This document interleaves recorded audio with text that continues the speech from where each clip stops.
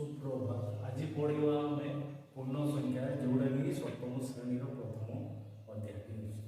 तो ये पढ़ा पूर्ण संख्या जानवा आगे आम जान रखा जे स्वाभाविक संख्या कहले कौन, संप्रसारित संख्या कहले कौन, तापर जाकि पूर्ण संख्या की पढ़ा।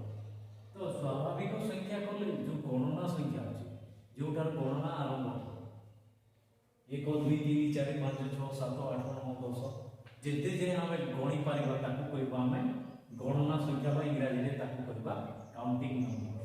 संप्रसारित संख्या बा होल नंबर।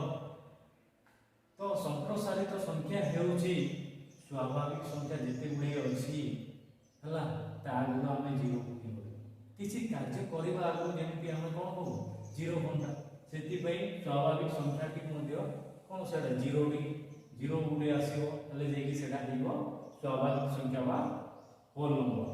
तो पूर्ण संख्या कहले जिते गुड़े संप्रसारित संख्या अच्छी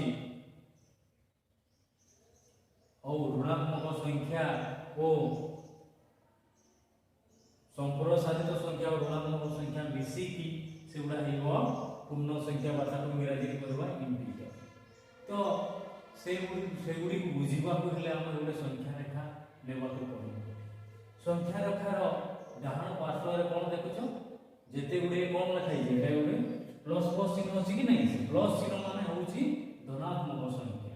आउ एपटे देख लो बाम पार्श्वर कौन माइनस चिन्ह अच्छी माइनस चिन्ह बा वियोग चिन्ह अच्छी कि नहीं संख्या गुड़ा से गुड़ा हूँ ऋणात्मक संख्या। आ मझे गोटे देखी तुम एटा कौन जीरो जीरो आउ ऋणात्मक आउ धनात्मक ये तीनटा जिनस मिसिकी हूँ पूर्ण संख्या।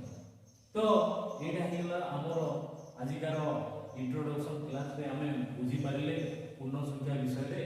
तो आगामी क्लास गुड़ारे तार जोग केमी हुए वियोग केमी हुए गुणन केमी हुए हरण केमी हुए आ कौन कौन सब नीति सब प्रयोग कर विषय पढ़े।